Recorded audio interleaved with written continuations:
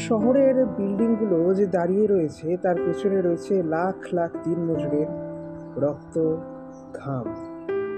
কিন্তু সেই ঘাম শুকিয়ে গেলে, শরীর ভাঙলে কে খবর রাখে?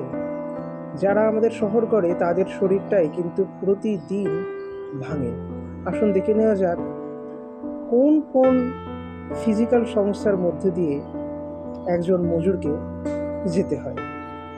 নাম্বার 1, স্পাইনাল ইনজুরি বা মেরুদণ্ডের ক্ষতি। ভারী জিনিস দীর্ঘদিন বহনের ফলে ডিস্কে প্রেসার পড়ে ব্যাক পেইন স্থায়ী হয়ে যায়। নাম্বার 2, জয়েন্ট পেন ও হাড় ক্ষয়। হাঁটু, কোমর ও কাঁধে ব্যথা, এর জন্য কাজ থেকে অবসর নিতে হয় অনেককে, অর্থাৎ অস্টিও আর্থ্রাইটিসের জন্য। এছাড়া রয়েছে ফুসফুসের রোগ। ধুলো, সিমেন্ট, রং, রাসায়নিক পদার্থে কাজ করার কারণে দেখা যায় ক্রনিক ব্রঙ্কাইটিস, সিলিকোসিস বা টিবি বা টিউবারকুলোসিসের মতো মারাত্মক রোগ। এছাড়া রয়েছে ডিহাইড্রেশন ও হিটস্ট্রোক। রোদে কাজ করে প্রচুর জল ঘামে বেরিয়ে যায়, ফলে মাথা ঘোরা, বমি, জ্ঞান হারানো এসবের সম্মুখীন হতে হয়। তাছাড়া রয়েছে পুষ্টিহীনতা বা অ্যানিমিয়া। সঠিক খাবার না খাওয়ায় ওজন কমে যায়, শরীরে লোহিত কণিকার অভাব হয়। তাছাড়া রয়েছে চর্মরোগ, পা ও হাতে ঘা, ইনফেকশন, ছত্রাক ইত্যাদি, যা রাসায়নিক জিনিস নিয়ে কাজ করার কারণে হয়।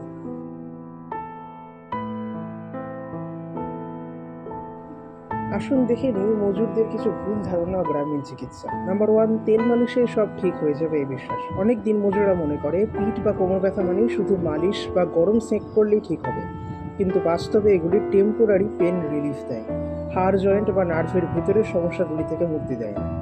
এতে করে সমস্যাটা দিনের পর দিন জমে গিয়ে ক্রনিক ব্যথা বা ডিস্ক স্লিপ হয়ে যেতে পারে। এছাড়া রয়েছে বাজার থেকে নিজের মতো করে ওষুধ কেনার প্রথা।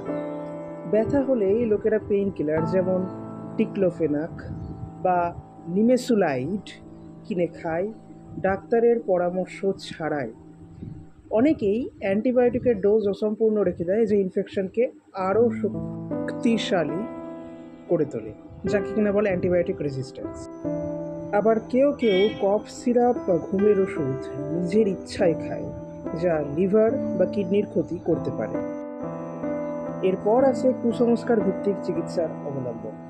গ্রামের অনেক জায়গায় এখনও ওঝা, কবিরাজ কিংবা তান্ত্রিক চিকিৎসা চলে, যেমন পাঁজর বেঁধে দেওয়া, ব্যথা হলে গরম রড বা কয়লার ছ্যাঁকা দিয়ে ব্যথা কমানোর চেষ্টা, মাদুলি, তাবিজ কিংবা মন্ত্র পড়া জল। এতে রোগ সারে না, বরং অনেক সময় দেহে ইনফেকশন বা ঘা হয়ে যায়। তাছাড়া আছে চিকিৎসা না করিয়ে কাজ চালিয়ে যাওয়া। অনেকেই বলে ওষুধ খেলে ঘুম ধরায়, কাজ করতে পারি না। আবার কেউ বলে হাসপাতাল গেলে সারাদিন বসে থাকতে হয়, কাজের টাকা মাটি। ফলে ছোট সমস্যা বড় রোগে পরিণত হয়, যেমন সামান্য কাশি থেকে হয়ে যায় ক্রনিক ব্রঙ্কাইটিস বা টিবি, আর হালকা ব্যথা কখনো কখনো সার্জারির প্রয়োজনে দাঁড়িয়ে যায়। সরকারি সুবিধা না জানা বা নেওয়া।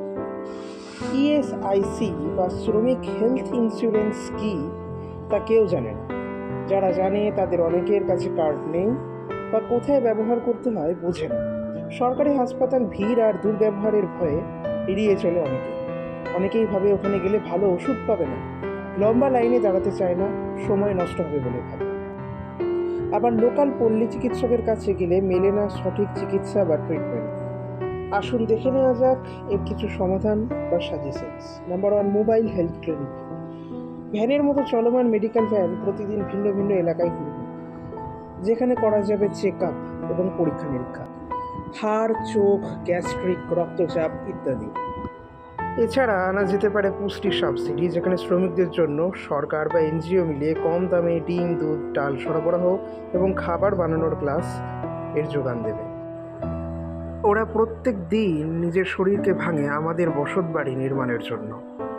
চলুন আজ আমরা এই ভিডিওটির বার্তা সকলের কাছে পৌঁছে দিই, যাতে করে সকল শুভবুদ্ধি সম্পন্ন মানুষ এই শ্রমিকদের জন্য কিছু করতে উদ্যোগী হয়। ভিডিওটি ভালো লাগলে সকলের কাছে এই বার্তা শেয়ার করুন। ভিডিওটি দেখার জন্য অসংখ্য ধন্যবাদ। ভালো থাকবেন সকলে।